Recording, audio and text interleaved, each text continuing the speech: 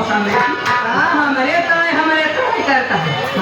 एक दाएं परवावे के न्योता जाओ के बाद सांसा ही ले लेते। ये लेजर लाइट वाले अब तो सुनते ही मारे इतनी खुशी हुई है कि बता सकी दिन बात मिला खाट में। हाँ सही यार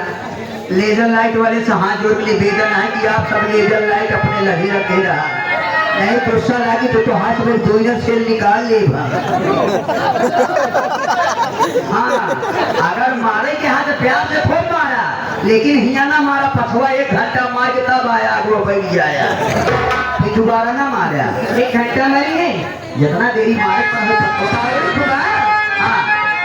कैसे कहना क्या है कहना क्या है कल के बाद छोटी सी पूर्वी हमारे फौजी साहब की फरमाइश दिया उसके बाद आप सबकी फरमाइश जरूर सुनाओगे। समय का अभाव कहना क्या है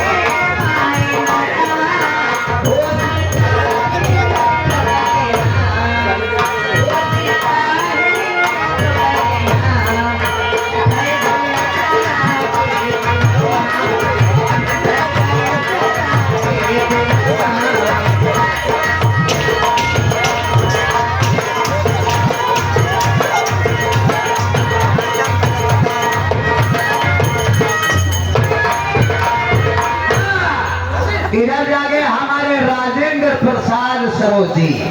राजेंद्र प्रसाद सरोज जो कि इसी विधानसभा सिंगाही के रहने वाले हैं